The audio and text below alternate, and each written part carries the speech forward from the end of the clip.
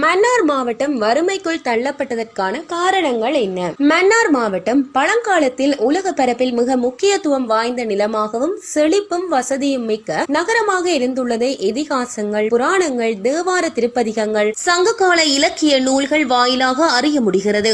இன்றைய மன்னார் மாவட்டத்திற்கு முன்னைய நாளில் மாந்தை, மாதோட்டம், மன்னார்புரம், மணிபுரம், தாமிரபரணி, தம்பப்பண்ணை, நாகநாடு, தப்ரோபேன், சிவபூமி, ஒளிநாடு, கற்பகநாடு, திருநாடு என்று பல பெயர்கள் கொண்டு அழைக்கப்பட்டுள்ளதாக அறிய முடிகின்றது. மன்னார் என்பதற்கு பல அர்த்தங்கள் இருந்தாலும் தொல்காப்பியம் கூறுவது கிடைக்காத பொருளும் கிடைக்கும் என்பதாம். அதாவது இந்த மன்னார் என்கிற மாதோட்டத்திற்கு சென்றால் அவரவருக்கு தேவையான பொருட்களை நிச்சயம் பெற்றுக் கொண்டு வரலாம் என்பதாம். இது மன்னார் மாவட்டம் பழங்காலத்தில் இருந்த துறைமுக சிறப்பை குறிக்கின்றது.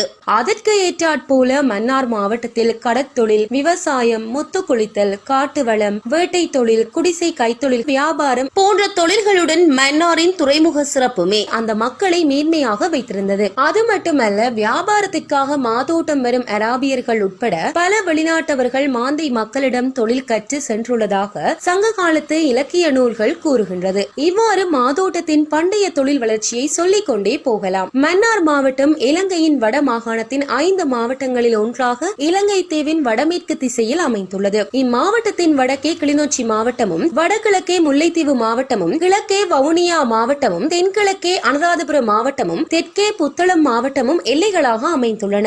மன்னாரில் மன்னார், நானாட்டான், முசலி, மாந்தை, மடு போன்ற 5 பிரதேச செயலகங்களை கொண்டு இதன் மக்கள் தொகை 2001ஆம் ஆண்டு கணக்கின்படி 1,51,577 மேல் மக்கள் வாழ்கின்றார்கள் என்று கணக்கிடப்பட்டுள்ளது. பண்டைய காலத்தில் பயன்படுத்தப்பட்ட பல ஆயிரம் ஏக்கர் நிலப்பரப்புகள் தற்போது பயன்படுத்தப்படாமல் உள்ளது. அவை இயற்கை பேரழிவுகள் மற்றும் வறுமை, பஞ்சம் போன்ற காரணங்களால் மக்கள் வாழ முடியாமல் தமிழ்நாடு உட்பட வெளிநாடுகளுக்கு குடிபெயர்ந்து இருக்கக்கூடும். மன்னார் மாவட்டத்தில் உள்ள மக்கள் நல்ல உழைப்பாளிகள். ஒவ்வொரு நாளும் ஏதோ ஒரு புதிய முயற்சிகளை மேற்கொண்டு பொருளாதாரத்தில் முன்னேற கடுமையாக உழைத்த போதும் அவர்களால் மீள முடியவில்லை. இதற்கு பல காரணங்கள் இருந்தாலும் மன்னார் மாவட்டம் நம்பியிருந்த துறைமுக செயற்பாடுகள் நிறுத்தப்பட்டதன் பின்னர் மன்னாரின் வளர்ச்சி அதல பாதாளத்திற்கு சென்றுள்ளதை உணர முடிகின்றது. மன்னார் மாவட்டத்தை பொறுத்தமட்டில் அதன் கரையோர பிரதேசங்கள் துறைமுக செயற்பாடுகளை கொண்டிருந்தாலும் அதன் வியாபார நடவடிக்கைகள் எப்போதும் மாந்தை, முசலி, மடு, நானாட்டான் போன்ற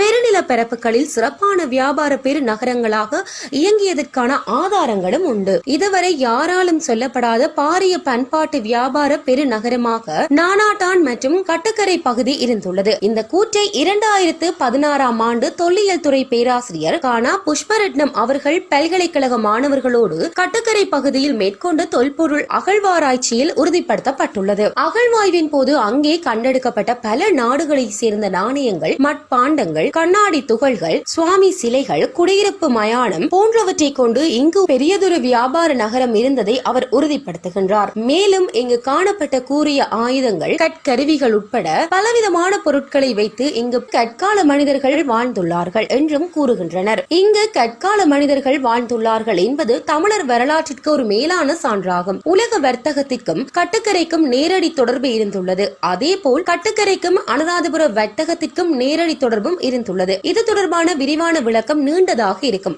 ஆகவே ஆதாரத்திற்காக ஒரு சிலவற்றை பார்ப்போம். இந்த தகவல்களை உறுதிப்படுத்த வேண்டுமானால் மன்னார், வங்காளை, அரிப்புத்துறை, அச்சங்குளம், விடத்தல் தீவு மற்றும் மாந்தை பகுதிகளில் இருந்து மக்கள் குடியிருப்புகள் நோக்கி வரும் ஓடைகள் கட்டுக்கரை குளத்திற்கே வருகின்றது. குறிப்பாக நானாட்டான், அச்சங்குளம் வழியாக வரும் ஓடை அருவியாற்றிற்கும் கட்டுக்கரைக்கும் பிரிந்து போகின்றது. இந்த ஓடைகள் முன்னைய நாளில் ஆழமானதாகவும் அகலமானதாகவும் இருந்து பல ஆயிரம் ஆண்டுகளாக துறைமுக வியாபார நடவடிக்கைகள் கைவிடப்பட்டதால் மழை, வெள்ளம், மண் அரிப்புகளால் மூடப்பட்டு பல இடங்களில் ஓடைகளின் அடையாளங்கள் அளிக்கப்பட்டு கிராமங்களும் வீதிகளும் அமைக்கப்பட்டுள்ளது. பேராசிரியர் குழு கட்டுக்கரையின் ஒரு பகுதியை மாத்திரமே ஆய்வு செய்தார்கள். கட்டுக்கரை குளத்தை சுற்றிலும் காணப்படும் பல தொல்பொருள் அடையாளங்களும் தமிழ் சிங்கள வரலாற்று மோதல்களுக்கு பல ஆதாரங்களை தமிழர் தரப்புக்கு வழங்க வல்லது.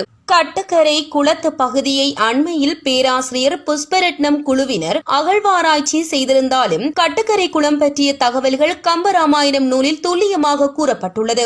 அதை எவரும் படிக்காமலும் படித்து அதனுடைய அர்த்தங்களை புரிந்து கொள்ளாமலும் கைவிட்டதன் விளைவு கட்டுக்கரை குளத்தை சுற்றி மறைந்து கிடக்கும் பாரியதொரு தமிழர் வரலாற்று உண்மைகளை தமிழர்களாகிய நாங்கள் தவறவிட்டிருக்கின்றோம். கட்டுக்கரை குளம் தொடர்பான வரலாற்று உண்மை என்பது நீண்ட நெடியதாக இருக்கும். எனவே சந்தர்ப்பம் கிடைக்கும் போது கட்டுக்கரை குளம் தொடர்பான முழு விவரங்களும் தரப்படும். கட்டுக்கரை குளம் என்பது மனிதர்களோ அரசர்களோ கட்டவில்லை, அது இயக்கர்கள் கட்டியது என்று இன்றைய தலைமுறையினருக்கும் அது நன்றாகவே தெரியும். மன்னார் மாந்தைக்கு நிகரான கலை, கலாச்சார, வியாபார, பண்பாட்டு பெருநகரமாக கட்டுக்கரை குளம் பகுதி இருந்திருப்பதை கம்பராமாயணம் நூல் விவரிக்கின்றது.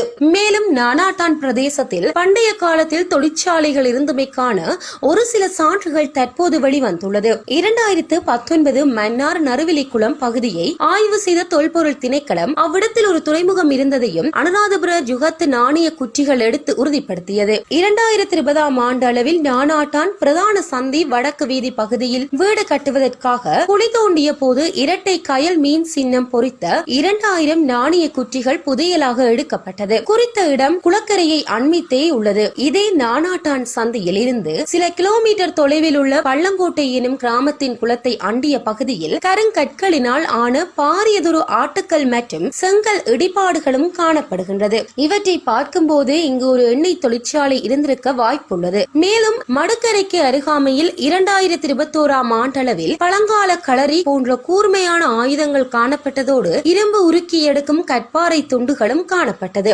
நானாட்டான் பிரதேச செயலாளர் மாவண்ணா ஸ்ரீ ஸ்கந்தகுமார் மற்றும் பௌத்த துறவி சகிதம் வந்து பார்வையிட்ட பின் தொல்பொருள் திணைக்களத்தினரிடம் ஒப்படைக்கப்பட்டது. குறித்த பொருட்களை பார்வையிட்ட அதிகாரிகள் இப்பகுதியில் ஒரு இரும்பு உருக்கு தொழிற்சாலை ஒன்று அமைந்திருக்க கூடும் என்பதனை உறுதி செய்திருக்கிறார்கள். இவை அனைத்தும் ஊடகங்களில் செய்தியாக வந்தாலும் யாரும் இதை பற்றி பெரிதாக பேசவும் இல்லை. இது தொடர்பாக மேலதிக நடவடிக்கைகளை எடுக்கவும் இல்லை. இவ்வாறான பொருட்கள் முறையான கார்பன் பரிசோதனை செய்யப்பட்டு அதற்குரிய காலத்தை நிர்ணயிக்க வேண்டுமே தவிர கிறிஸ்துவிற்கு பிற்பட்ட காலத்தோடு இணைப்பது பொருத்தமற்றது. இந்த கட்டுக்கரை குளமானது கிறிஸ்துவுக்கு பின் 564 தொடக்கம் 697 கால பகுதியில் முதலாம் அக்கப்போதி மன்னனால் சீராக்கப்பட்டு விவசாய நடவடிக்கைக்காக விடப்பட்டதாக கதிர் தணிகாசலம் அவர்கள் எழுதிய தமிழர் வரலாறும் இலங்கை இடப்பெயர் ஆய்வும் எனும் நூலில் கூறப்பட்டுள்ளது. அதற்கு முன்பு சிறிய பகுதியில் விவசாயத்தை செய்து கொண்டு நல்லதொரு வியாபார நடவடிக்கையில் மன்னார் மக்கள் ஈடுபட்டு வந்துள்ளார்கள். மன்னாரில் துறைமுக செயற்பாடுகள் இருந்த போது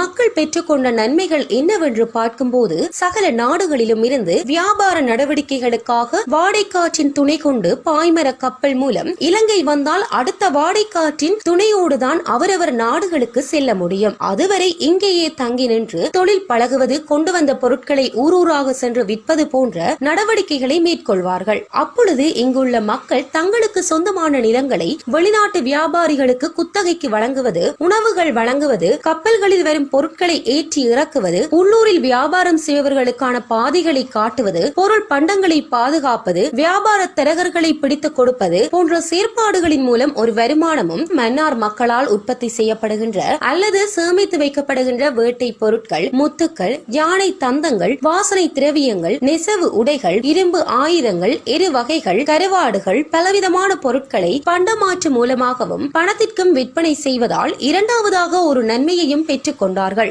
இவ்வாறு துறைமுக செயற்பாடு காரணமாக பல வரப்பிரசாதங்களை பெற்று சீரும் சிறப்புமாக இருந்த மன்னார் மாவட்டத்தில் துறைமுக செயல்பாடுகள் நிறுத்தப்பட்டதற்கான காரணங்கள் எதுவாக இருக்கும் என்று சற்று சிந்திப்போமானால், ஒன்று இயற்கை, மற்றொன்று அரசியல். இது யதார்த்த பூர்வமான ஒரு உண்மை. முன்னைய காலத்தில் மன்னார் மாவட்டமானது தொடர்ச்சியான இயற்கை சீற்றங்களால் அடிக்கடி அழிவுகள் ஏற்படும் பூமியாக இருந்துள்ளது. இவை குமரி கண்டமாக இருந்த போதும் அதன் பின்னரும் பாரிய நிலப்பரப்புகளை கடல் உள்வாங்கிக் கொண்டது. மன்னார் தீவின் நிலப்பரப்பினை பார்த்தால் முழுவதும் நீரினால் மூழ்கி பின்பு வற்றிய ஒரு தோற்றத்தை காணக்கூடியதாக இருக்கும். 1445 ஆண்டளவில் திருக்கேதீச்சரத்தின் ஒரு பகுதியை கடல் கொண்டு சென்றதாக யாழ்ப்பாணம் அராலி விஸ்வநாதர் ஆலய சம்பவ திரட்டில் குறிப்பிடப்பட்டுள்ளது. இப்போது இருக்கும் தீவுக்குள்ளான கிராமங்கள் மற்றும் மண் அமைப்புகளை நோக்கும் போது நிச்சயமாக கடலினுள் சம்பூர்ணமாக உள்வாங்கப்பட்டு பின்பு கடல் வெற்றிய பின் மேல் எழுந்திருப்பது தெரிய வரும். நானாட்டான் பிரதேசத்தின் வங்காளி பகுதி மற்றும் திருக்கேதீச்சரத்தின் ஊடாக யாழ் செல்லும் அந்த கரையோர இடங்கள் மக்கள் வசிப்பதற்கு தகுதியற்ற உவர் நிலமாக பாரிய நிலப்பகுதிகள் காட்சியளிக்கின்றது. இவை கடற்கோள் சீற்றத்தால் அழிவுற்று மக்கள் வசிப்பதற்கு தகுதியில்லாத இடங்களாக மாறியதனால் இந்த பிரதேசங்களில் வாழ்ந்த வாழ்ந்த மக்கள் அழிந்தவர்கள் போக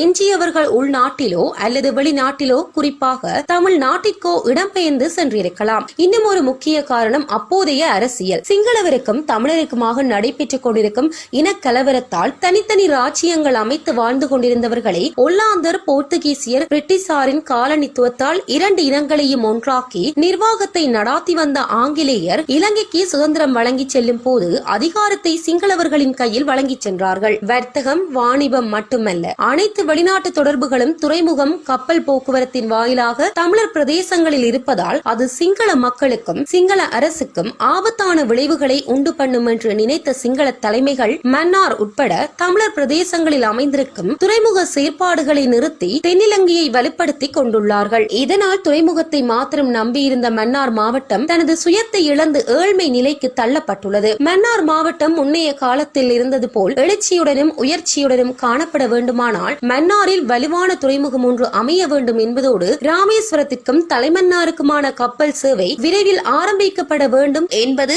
சிறு கைத்தொழில் முயற்சியாளர்களினதும் கல்வியாளர்களின் கருத்தாக உள்ளது. அது மட்டுமல்லாது இலங்கையில் சிறு கைத்தொழில் தயாரிப்பிற்கும் தமிழ்நாட்டு தமிழர்களிடம் நல்ல வரவேற்பு இருக்கின்றது. மன்னார் மாவட்டத்திற்கான பேசாலை துறைமுகம் அந்த ஊர் மக்களால் நிறுத்தப்பட்டிருந்தாலும் கேள்விப்படுகின்ற ஏனைய பிரதேசங்களை சார்ந்த உற்பத்தியாளர்களும் பொதுமக்களும் கல்வியாளர்களும் தற்போது அதை நினைத்து வருத்தமடைந்திருக்கின்றார்கள். தலைமன்னார் ராமேஸ்வரம் கப்பல் சேவையால் மன்னார் மாவட்ட மக்கள் மட்டுமல்ல, தமிழகத்தின் மாவட்டங்களான ராமநாதபுரம், சிவகங்கை, விருதுநகர் மக்களும் நல்ல பலனை அடைவார்கள். இந்தியா இலங்கைக்கு இடையேயான கப்பல் போக்குவரத்து ஆங்கிலேயர்கள் காலத்தில் இந்தியாவின் தனுஷ்கோடிக்கும் இலங்கையின் தலைமன்னாருக்கும் 1914ஆம் ஆண்டு அன்று தொடங்கப்பட்டது. சென்னை எழும்பூர் ரயில் நிலையத்திலிருந்து ஒரே டிக்கெட்டில் வியாபாரிகள் பல்வேறு வகையான பண்டங்களையும் சரக்குகளையும் தனுஷ்கோடி ரயில் நிலையத்திற்கு கொண்டு சென்று பிறகு அங்கிருந்து கப்பல் மூலம் தலைமன்னார் சென்று தலைமன்னாரில் இருந்து மீண்டும் ரயிலில் கொழும்பு வரையிலும் கொண்டு சென்றனர். அங்கு தங்களது பொருட்களை வியாபாரம் செய்துவிட்டு